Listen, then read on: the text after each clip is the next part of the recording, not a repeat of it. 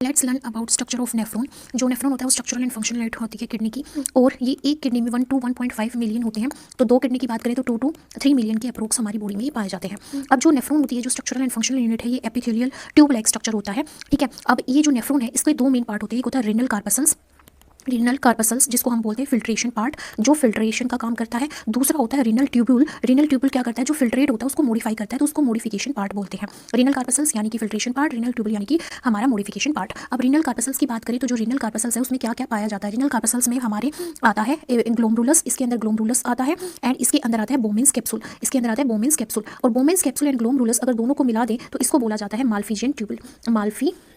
इसको क्या बोला जाता है, माल्फिजियन बॉडी भी बोला जाता है, ट्यूबल बोला जाता है, सॉरी बॉडी बोला जाता है। और जो हमारा दूसरा पार्ट बच गया रीनल ट्यूबल, इसके अंदर आता है पीसीटी और डीसीटी और लूपोफेनले आता है, एंड कलेक्टिंग ट्यूबल आता है। और क्या आता है, कलेक्टिंग ट्यूबल आता है। ठीक है, तो स्टार्ट करते हैं सबसे पहले हम यहाँ पे किससे, ग्लोमरुलस से। तो यहाँ पे हमारे पास क्या है, यहाँ पे हमारे पास है ग्लोमरुलस। This is ग्लोमरुलस। ग्लोमरुलस क्या है, देखो ग्लोमरुलस तो यहाँ पे इस तरह से कैपिलरीज का नेटवर्क होता है। क्या होता है, नेटवर्क ऑफ कैपिलरीज प्रेजेंट होता है। और ये किससे फॉर्म किया गया है, एफरेंट आर्टरियोल से। एफरेंट आर्टरियोल्स हमारी डोर्सल अयोटा से आती है और एफरेंट आर्टरियोल्स में टूट जाती हैं, जो किडनी के अंदर ब्लड को लेके आती हैं। ब्रॉड होती है, इनका लुमेन ब्रॉड होता है, और ये नेटवर्क फॉर्म कर देती है, कैपिलरी बेड फॉर्म कर देती है, जिसको ग्लोमरुलस बोलते हैं। ठीक है, और यहाँ पे क्या होता है, अल्ट्रा फिल्ट्रेशन। ये अल्ट्रा फिल्ट्रेशन के लिए यहाँ पे क्या बनाती है, कैपिलरी बेड बनाती है। ठीक है, अब यहाँ पे ये जो कप शेप का स्ट्रक्चर हमें दिख रहा है, ये क्या है, बोमेंस कैप्सूल है। This is बोमेंस capsule. ये बोमेंस कैप्सूल है, हमें दिख रहा है कप शेप का स्ट्रक्चर है। ठीक है, और ग्लोमरुलस को ये क्या करता है, सराउंड करता है। तो इसका फंक्शन क्या है, ग्लोमरुलस का जो फंक्शन क्या है, इस ग्लोमरुलस का फंक्शन क्या है, ये क्या करती है, फिल्ट्रेट को कलेक्ट करती है, फिल्ट्रेट को कलेक्ट करती है। और इसके अंदर साइड में क्या होती है, सेल्स होती हैं, जिसको हम क्या बोलते हैं, पोडोसाइट्स बोलते हैं, जो फिल्ट्रेशन सीट के साथ प्रेजेंट होती है, फिल्ट्रेशन में मेजर रोल प्ले करती हैं। अब ये जो मैंने बात की है, माल्फिजियन बॉडी है, जिसके अंदर ग्लोमरुलस और हमारा क्या पाया जाता है, ग्लोमरुलस और हमारा क्या पाया जाता है यहाँ पे, बोमेन कैप्सूल। ठीक है, ये ग्लोमरुलस था, और जो कप शेप का स्ट्रक्चर है ये क्या है, बोमेंस कैप्सूल है।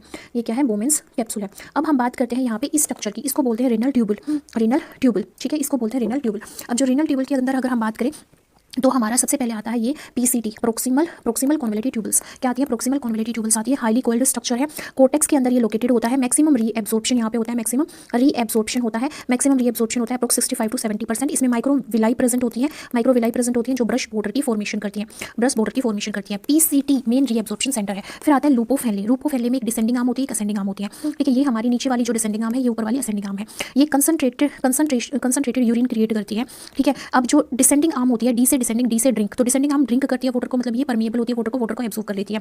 और जो असेंडिंग आर्म होती है वो इम्परमिएबल होती है वाटर की, पर ये सोडियम आयंस वगैरह को एब्जॉर्ब कर देती है। तो ये रीएब्जॉर्ब करती है सोल्ट को। तो हम क्या कह सकते हैं, लूपोफेनले में यूरिन कंसंट्रेटेड हो जाता है। और ये कहाँ पे प्रेजेंट होती है, मेडुला रीजन में प्रेजेंट होती है किडनी के। फिर आती है डीसीटी, डिस्टल कॉन्वोल्यूटिव ट्यूबल्स। ये लेस कॉइल्ड है as compare to PCT, selective reabsorption करती है, सोडियम आयन को रीएब्जॉर्ब कर लेती है, और एडीएच और एल्डोस्टेरोन हार्मोन इस पे आके एक्ट करते हैं। ठीक है, फिर आती है कलेक्टिंग ट्यूब डक्ट। बहुत सारे नेफ्रॉन कलेक्टिंग डक्ट में ओपन होते हैं, जो फाइनल कंसंट्रेटेड यूरिन बनाती है, और एडीएच एंटी डायूरेटिक हार्मोन यहाँ पे भी एक्ट करता है। फिर उसके बाद जो ब्लड है वो किस में जाता है, हमारा इफरेंट आर्टियोल्स में जाता है। पेरिट्यूबुलर कैपिलरीज यहाँ पे प्रेजेंट होती हैं। पेरिट्यूबुलर कैपिलरीज वासा रेक्टा हमारा लूपोफेनले के पैरेलली प्रेजेंट होता है। और कलेक्टिंग डक्ट से हमारा रीनल पेल्विस में यूरिन जाता है, रीनल पेल्विस से हमारा यूरेटर में, फिर हमारा यूरिनरी ब्लैडर में, और फिर यूरेथ्रा से बाहर चला जाता है। स्ट्रक्चर की बात करें तो सबसे पहले यहाँ पे ग्लोमरुलस होता है, फिर बोमेन कैप्सूल होता है, फिर पीसीटी होता है, फिर यहाँ पे ये लूपोफेनले होता है, फिर यहाँ पे डीसीटी होता है, फिर यहाँ पे कलेक्टिंग ट्यूबल्स होती है। तो यहाँ पे क्या होता है, फिल्ट्रेशन, यहाँ पे क्या होता है, रीएब्जॉर्प्शन, यहाँ पे क्या होता है, सिक्रेशन एंड कंसंट्रेशन। तो ये डायग्राम है हमारा नेफ्रॉन का।